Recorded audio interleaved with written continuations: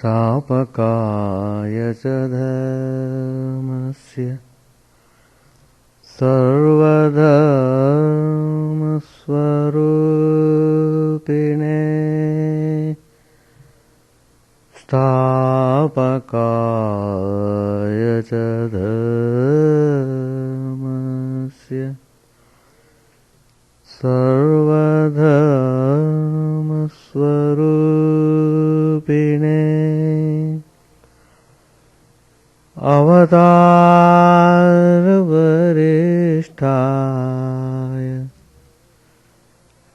रामकृष्णाय ते नमः।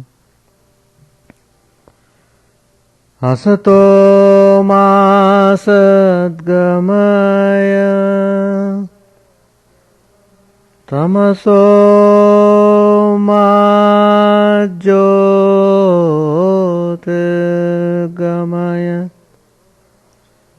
असतो मा सद्गमय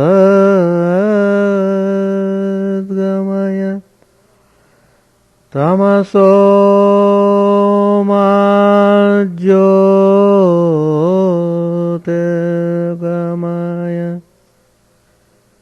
मृत्योर्मामृतङ्गमय। ॐ शान्ति शान्ति शान्ति। Let us offer our salutations to Sri Ramakrishna, the embodiment of all religions, the Supreme God incarnate. Let us pray to Him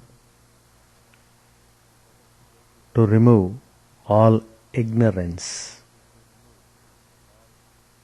which is causing never-ending troubles in our life. Let us pray to Him to conquer death. If we become fearless, we conquer death. To be fearless, that is the way to reach the goal.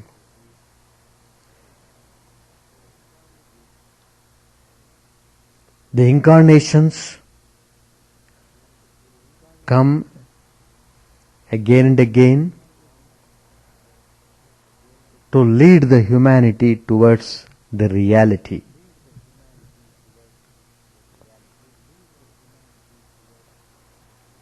People suffer because they don't try to find out the cause of suffering.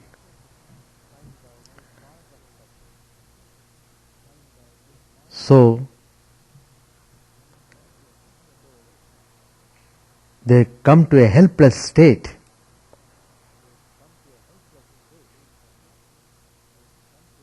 So the Supreme Paramatman,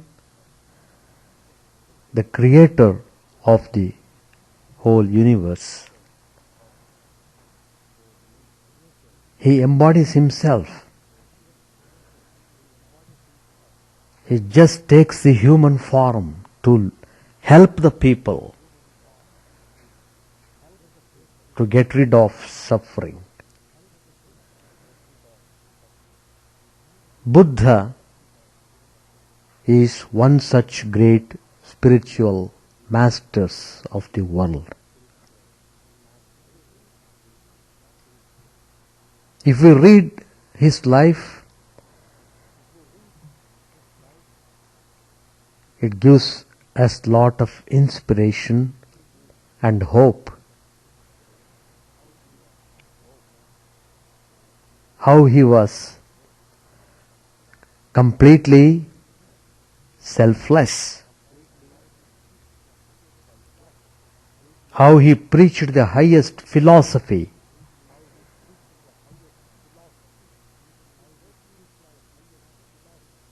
If we go through his life, we find how he was very sympathetic towards all the beings, including the animals.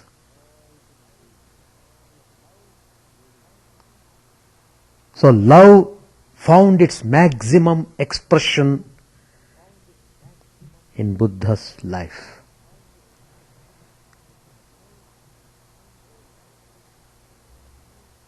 His whole life was full of love and love only. He gave that love to everyone, whether good or bad, a sinner or a saint. His love would always go to everyone. And whoever comes to him would be blessed with peace and joy. Even the greatest dacoit of the time, whose name was a terror to the whole country, Angulimala, how he got completely transformed by the presence of Lord Buddha. Buddha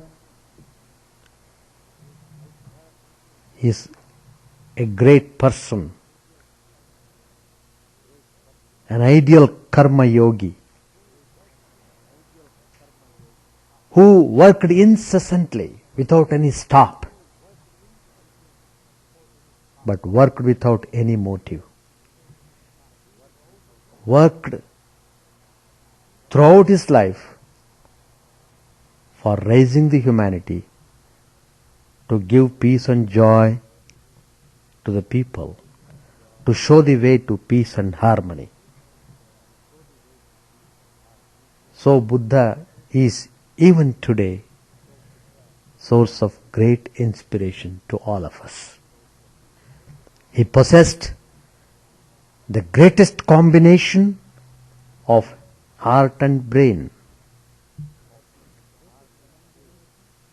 In the words of Swami Vivekananda, Buddha is the first great reformer the world has seen.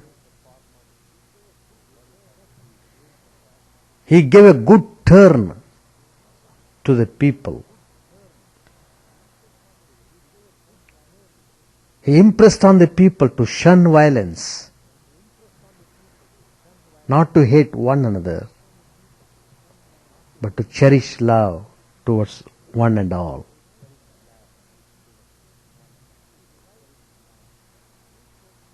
His life teaches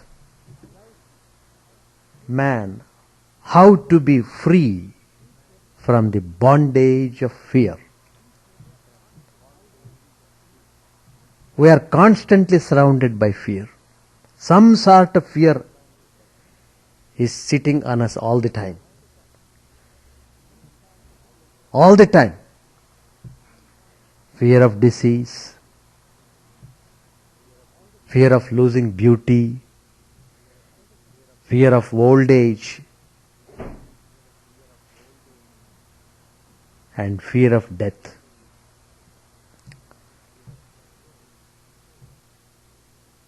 So, there is no wonder why we are suffering.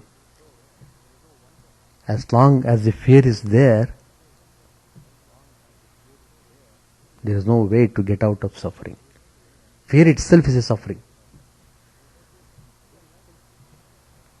So to be fearless, you have to come to spirituality. You have to come to Vedanta. You have to come to spiritual masters. They only can teach fearlessness. How? By their own life. the ideal through their life. So what we find in this world, whether rich or poor, whether prince or a beggar, everyone is subject to fear. Fear, fear, fear.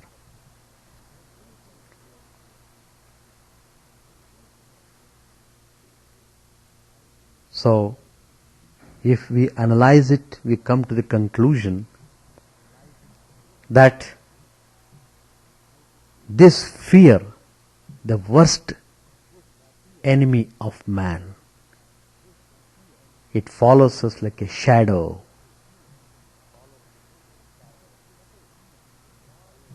So our struggle to herald victory over fear is what is called religion.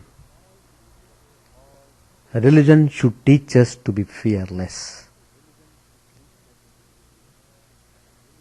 That is the real religion. Gautam struggled very hard to fight to finish this fear, and in that process he was crowned with success finally. He attained nirvana, absolute freedom. When he attained that highest state of nirvana, what we call in Vedanta samadhi,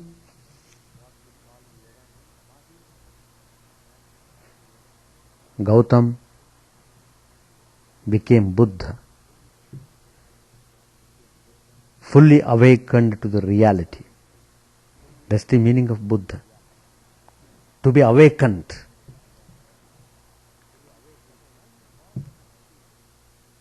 So when he got that experience, he was blessed with immense joy, immense peace, transcending all fear. That is the sign of realized person. That is a characteristic of a realized person. Absolutely fearless, well established in peace. So what we find in Buddha is that with him, religion was not a matter of faith or belief, it was being and becoming. It was a great transformation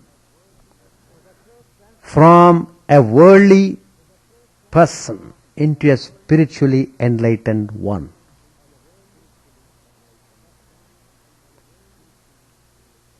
Gautam the prince became Gautama the Buddha, the light of the world.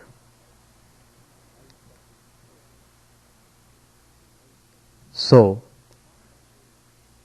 his life demonstrates to the world that the religion is a philosopher's stone which makes a god of man.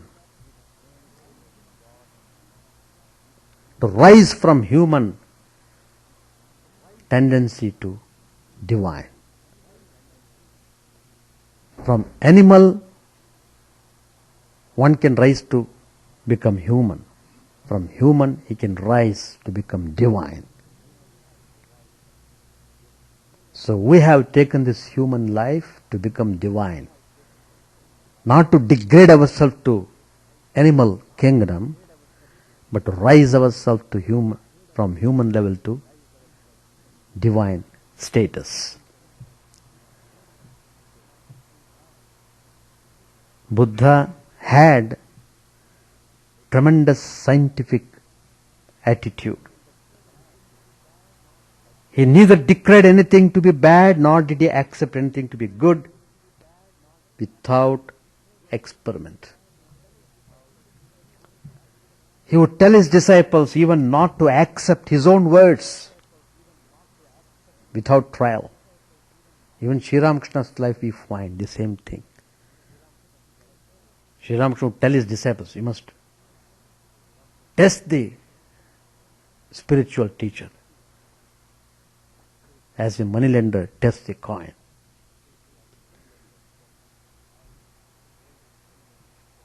As gold is tested by the fire. So Buddha would say, do not believe in traditions merely because they have been handed down for many generations and in many places. Do not believe anything because it is rumored and spoken of by many. Do not believe because the writings of some old sage is produced. Don't simply try to swallow the things as they come. Try to reason out, convince yourself, and then establish on the firm foundation of truth. So thus we find Buddha bold and rational in his approach to religion.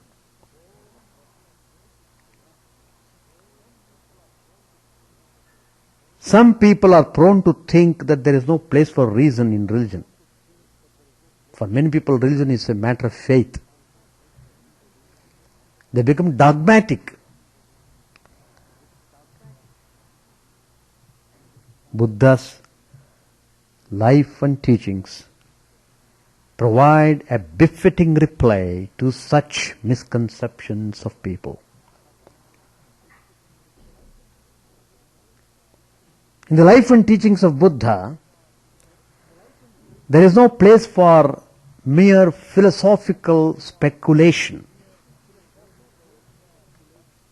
If you read his teachings carefully, you find how they are very simple, how they are very plain and direct.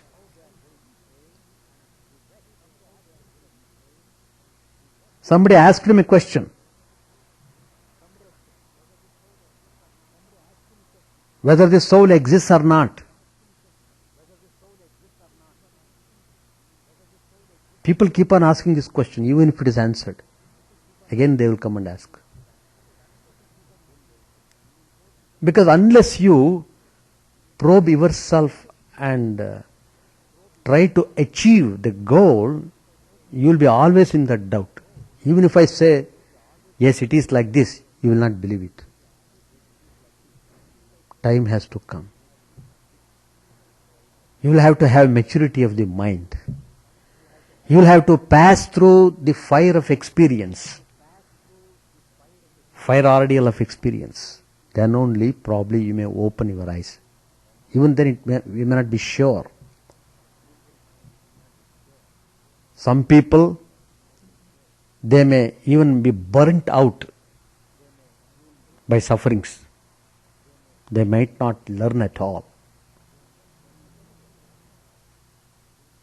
Anyway, when this question was asked, Buddha answered by posing a counter question.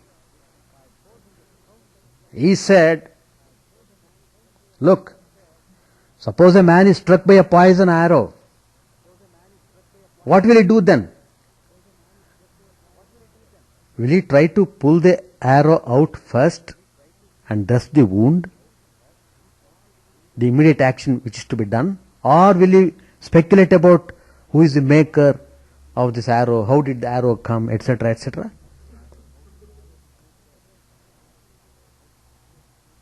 Likewise, according to Buddha, there is no time for man to waste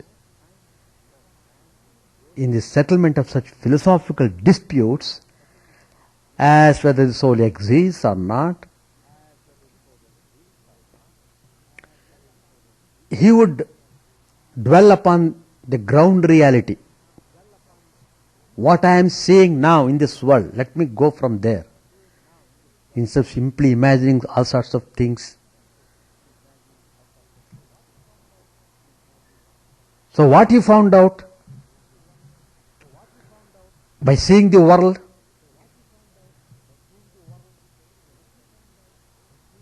which everybody can see in the same way as Buddha did.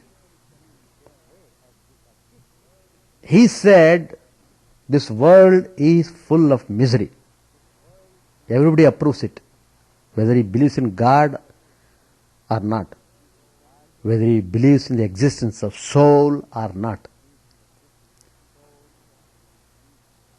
This point everybody agrees. What is that? The world is full of misery.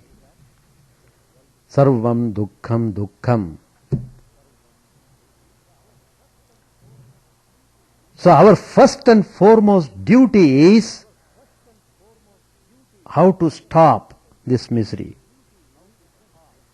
How to get rid of this misery. Getting rid of this misery is what is called salvation. How to work it out diligently. Here is a problem. Problem is found out. It has been diagnosed. We are suffering from misery. That is the disease. Misery is the disease we are suffering from. Now apply the medicine, take the treatment. What is the use of simply weeping over?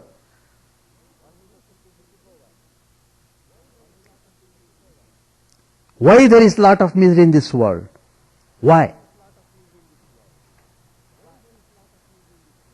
It is because, again Buddha says, Sarvam anityam anityam.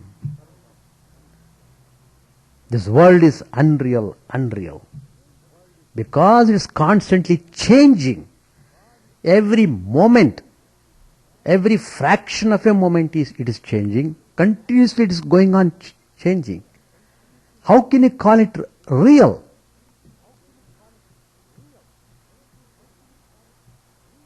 Anything that is unreal cannot give us peace, cannot give us happiness. So Buddha set the wheel of dharma in motion at Sarnath. Thereafter he was proceeding towards a town. It's called Urvel. When he was going towards that town, on his way he met a group of picnickers. About 30 people were there. They all had come with their wives. One of them, it so happened, had no wife. So what did he do? He brought a woman with him. Just to have the satisfaction he had, one companion. Otherwise, he can't enjoy the picnic properly. So, he came with that woman, not knowing her nature. What did she do? She ran away with all their belongings.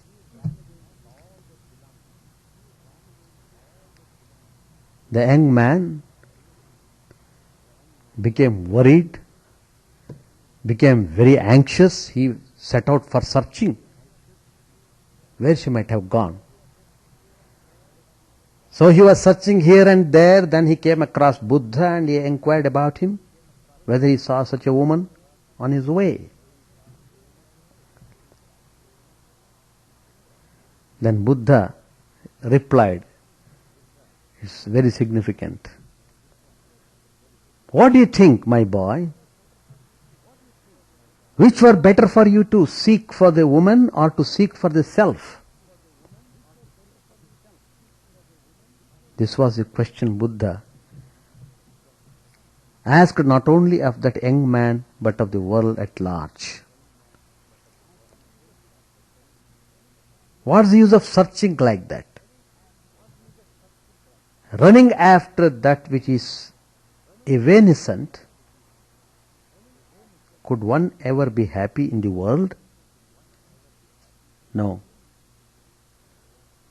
It only brings more misery in its train. So, Buddha exhorts us not to run after the chimera of this world.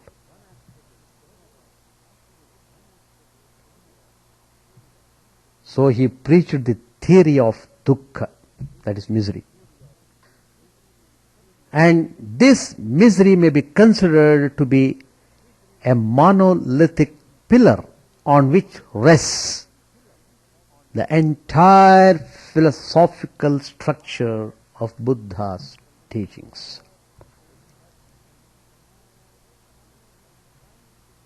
Hence one may be inclined to think that Buddha was a pessimist, but a little thought would reveal that Buddha was not a pessimist at all. In fact, he was an idealist of idealists. He was not satisfied with just finding out that this world was full of misery. He made probe into it. He analyzed the nature of it, and then he discovered the cause and the way leading to its cessation. Buddha said, misery it has its cause and cessation, and there is a way leading to its cessation. How to stop it? Then Buddha shows the way. There are 4 noble truths, and the eightfold noble path is the way which leads man beyond the pale of misery. When a man goes beyond misery by treading the noble path, he attains the state of Buddhahood. Everyone is entitled to be awakened. But you have to go in that path. Going in a wrong path, if you say, no, I could not find my way, surely you will not find a way. If you go in a wrong way, how can you find the correct path?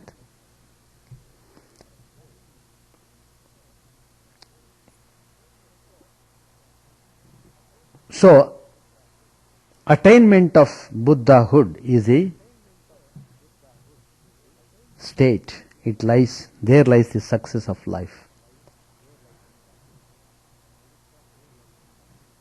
So Buddhahood is the summum bonum of human aspiration. If one really wants peace, one has to strive for the attainment of this Buddhahood, the state of the awakened one. So Buddha is telling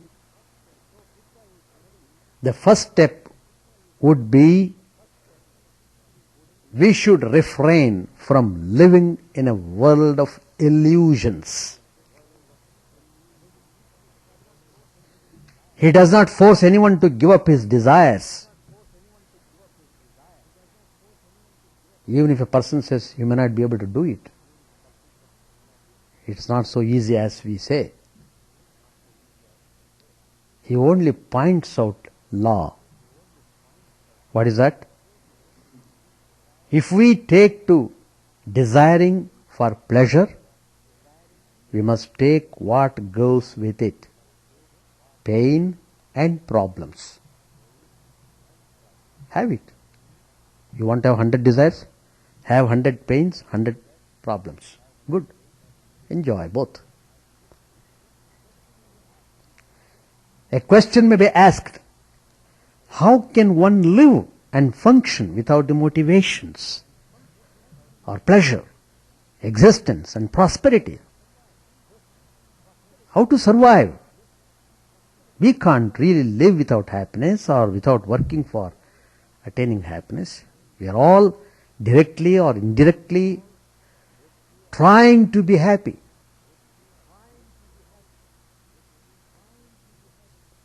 Buddha teaches us to aspire for the highest happiness.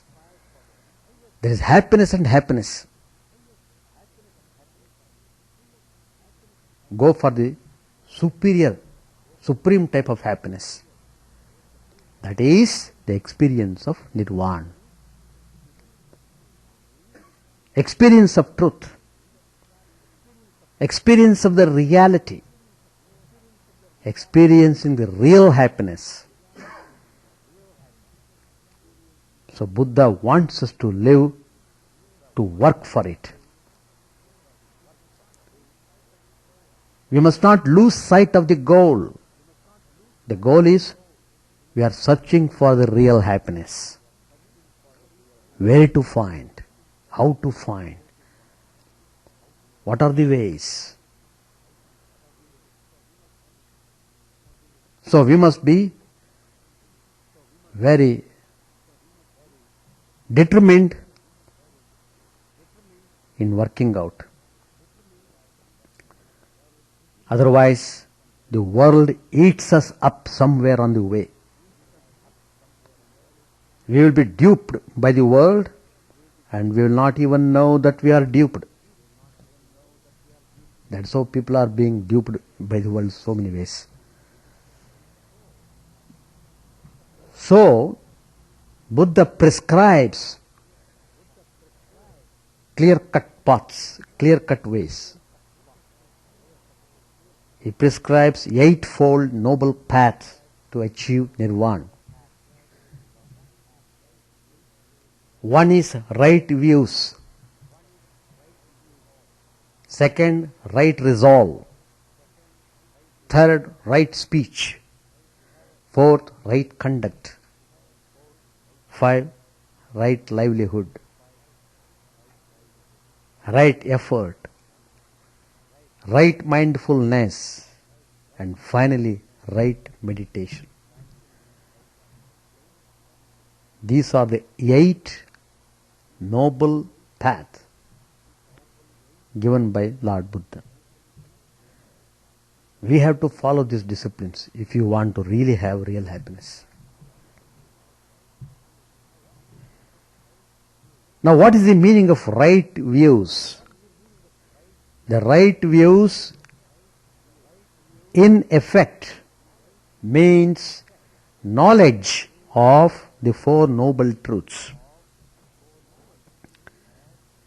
They are, the first noble truth is, life in the world is full of suffering. If you know it, then it's easy to tackle it. Secondly, there is a cause for this suffering. We must admit cause and effect. As long as we are in this realm of the world, we can't escape the wheel of cause and effect. As you sow, so you reap. Great law. Thirdly, it is possible to stop suffering. And finally, that there is a path which leads to cessation of suffering. So all these constitute right views. The first noble path which Buddha has prescribed. Right resolve means firm determination to reform life in the light of truth. There should not be any vacillation. Keep on changing. Today you are going in one way, tomorrow you are going in another way, third day going some other way. Then you reach nowhere.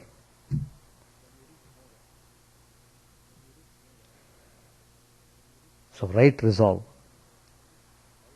determination, sthirata, that's very important, steadiness.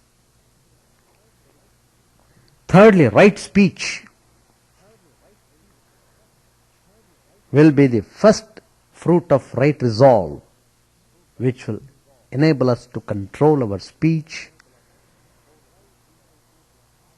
Why Buddha is emphasizing on this value of right speech?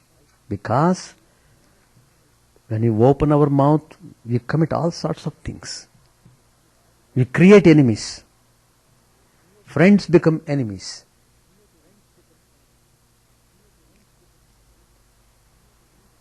We lose all control about what we say, what we talk about.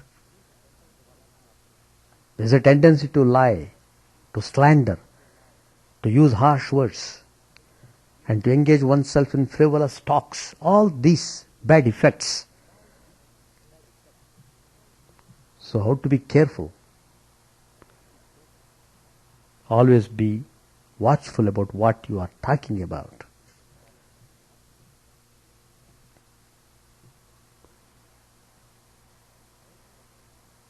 Then right conduct. Not only it means abstention from wrong action, it includes what is known as Panchashil. What are these Panchashil? One is desisting from killing. Stop killing. In this creation, every creature has its right to live on. Don't kill. Secondly, stealing. Thirdly, sensuality. Fourth, lying. And last, intoxications. All these things we have to be careful. That is, one has to be well established in character to experience the real happiness in life, to experience real peace and joy in life. Character formation is very essential. Right livelihood means maintaining life by honest and unreproachable means, avoiding forbidden means. It's very important. The same thing Lord Krishna has said in the Gita, the same idea. Ihante kamabhogartham anyayena artha sanchayan. In order to satisfy their never-ending desires, they try to earn money by improper means. They don't hesitate to commit any crime if that could satisfy their desire. So that's the warning Lord Krishna gives there. How we ourselves allow ourselves to become demons. We lose all our human qualities. So naturally we become terrible to the society, to the whole humanity. Right effort is constant endeavor to maintain moral progress by banishing evil thoughts and entertaining good ones. You must always try to feel what type of thoughts are being followed in the mind.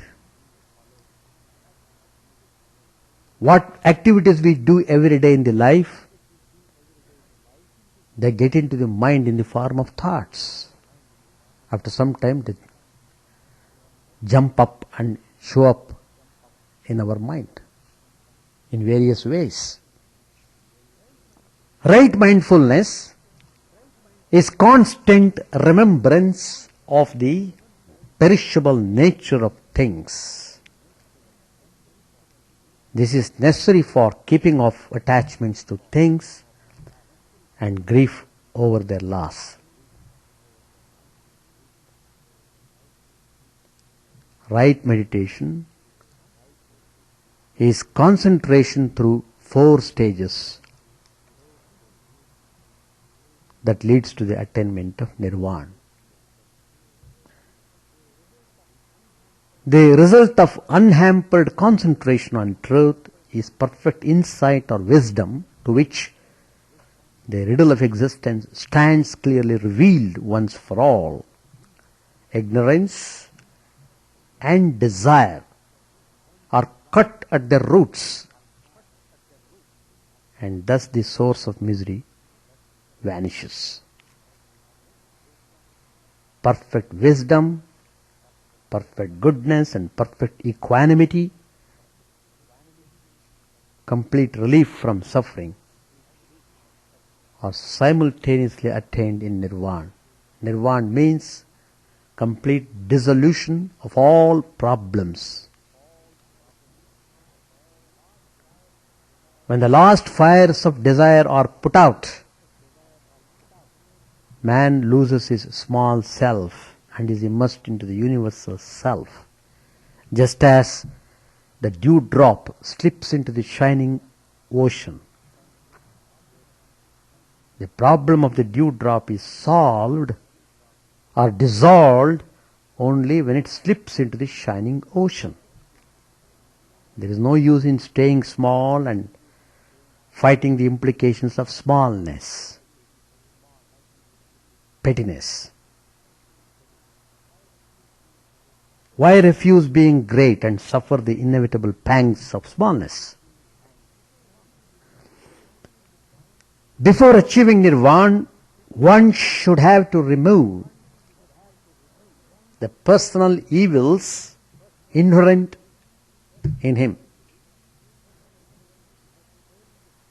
He must change the gravity of life from pleasure seeking to truth seeking.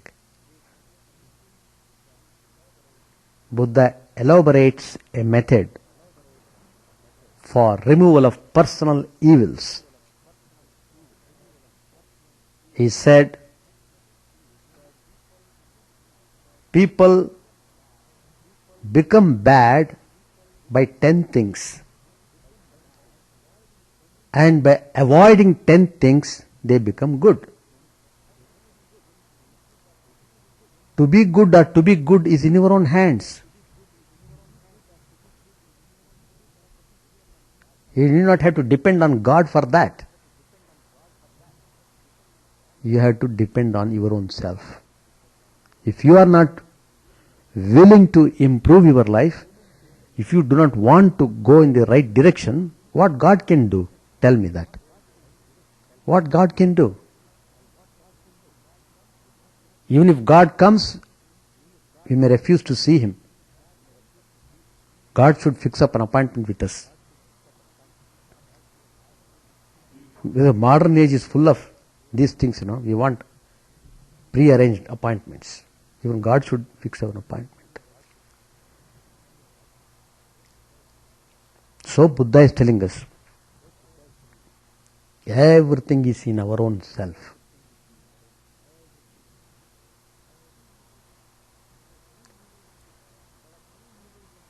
There are 3 evils of the body, 4 evils of the tongue, 3 evils of the mind, total 10. What are the 3 evils of the body? Murder, theft, adultery. Each one you can elaborate, you can speak hours together. But how true it is. The evils of the tongue, lying, slandering, abusing, idle talking. These are all various shades of evils of the tongue. Try to practice silence a bit. Consciously, you must try. You may say, no, Swamiji, yesterday I slept for 9 hours, so 9 hours I was in silence. Not that type of silence. Consciously practicing silence. With your eyes open, with your mind open, with all your senses active, you are silent. That's the beauty of silence. For many people it is very difficult to understand the value of silence. They want noise. They want to be in the noise and they want to die in noise. At the same time they want happiness. I don't know.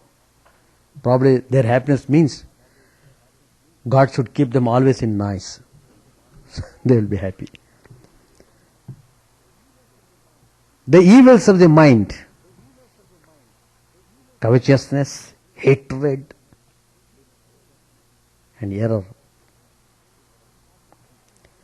After mentioning these 10 evils of the body, 10 evils a person committing, then he gives the list of 10 evils to be avoided. One positive approach and then negative. Both. He is giving both. What are the 10 evils to be avoided? Kill not, but have regard for life.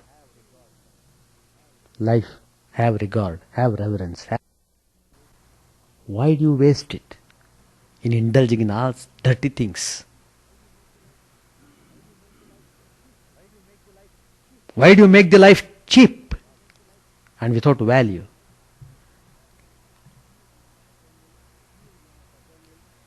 Secondly, steal not, neither do ye rob, but help everybody to be the master of the fruits of his labor. Thirdly, abstain from impurity and lead a life of chastity. At least the idea of purity, cherishing noble ideas in the mind, remembering God, remembering good things, always trying to help and serve others. These are the ways to maintain chastity.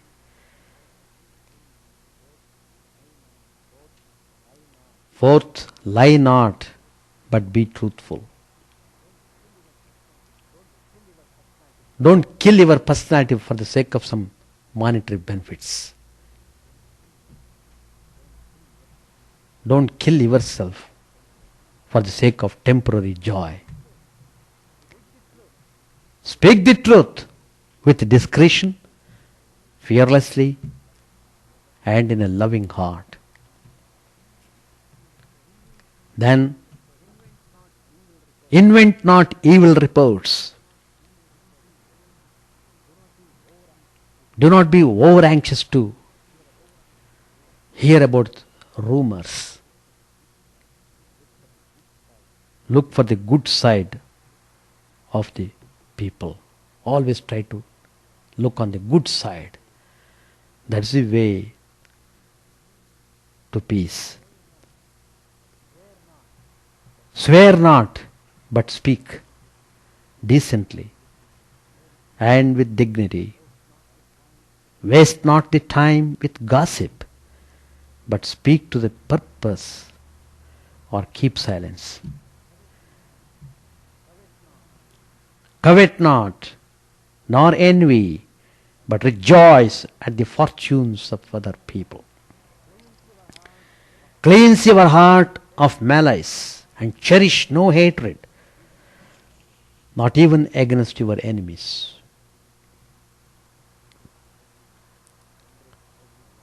Embrace everyone with kindness.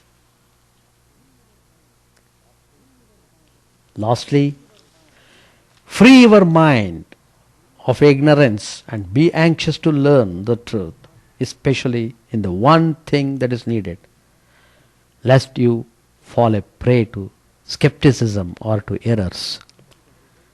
Skepticism will make you indifferent, and errors will lead you astray, so that you shall not find the noble eightfold path that leads to eternal life.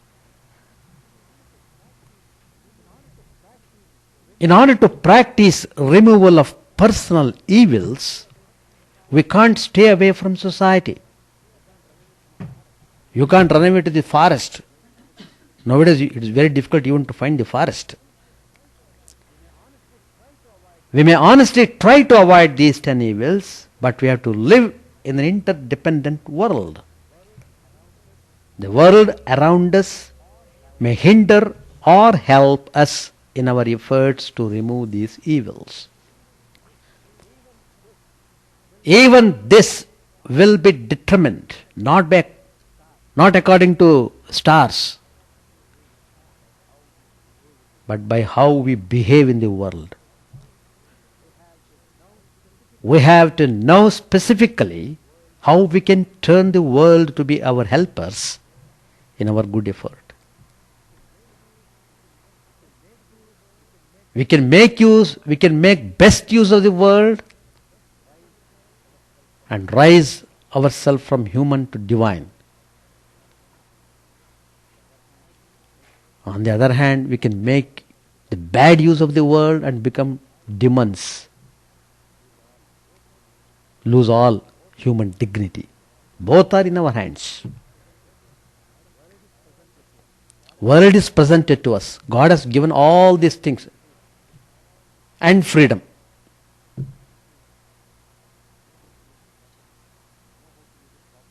If you know how to use it properly, you enjoy the life. To know how to use it properly, you have to come to spiritual masters like Buddha, Sri Ramakrishna, Lord Christ. The only way of doing it is to function in a way conducive to peace and harmony in the world. The state of the world in which we live affects us, our individual and personal lives.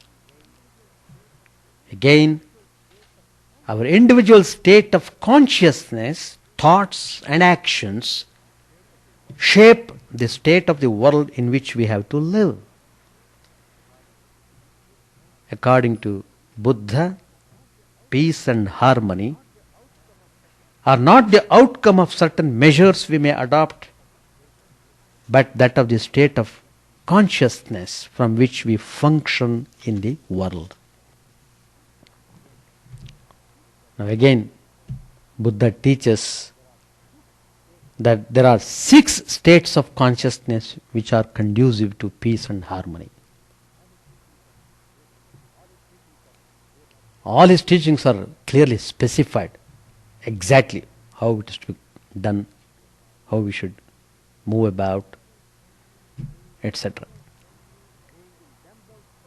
Being in themselves friendly and respectful, these states of consciousness lead to accord, amity and love. What are these 6 states of consciousness?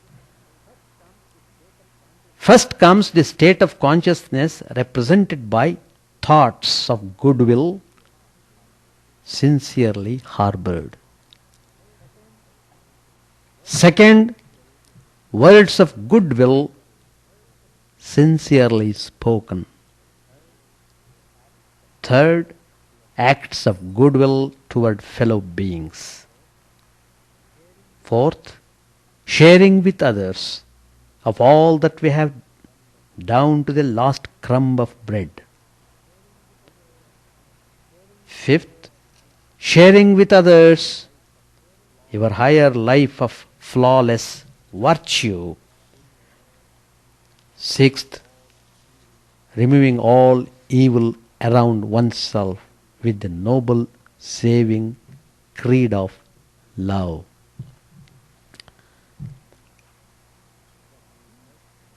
Buddha points out that these 6 states of consciousness, when cultivated properly, not only lead to unity, harmony and peace, but to super knowledge.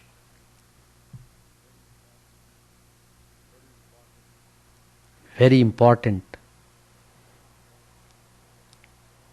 teaching in Buddha's life. We find He has summed up all his teachings, as it were, with emphasis on one particular factor. That which is most needed is a loving heart. Loving heart. We need know how to cultivate this loving heart. Such a heart can be cultivated only in a special mental climate. A peaceful disposition and goodwill toward all beings, when habituated deliberately, will gradually transform our unloving heart into a loving heart. Once that is done, then you will experience immense peace and immense joy. With these words, I conclude my talk today. Thank you. Sahana bhavato, sahanau bhunakto, sahaviryam karavavahai, tejasvinavadhitamastu ma vidvishavahai. Om Shanti Shanti Shanti. Hari Om Tat Sat. May the Divine Lord protect us. May He nourish us. May we work in harmony with great vigor. May our study be illuminating and fruitful. May we not hate each other. Peace, peace, peace be unto all.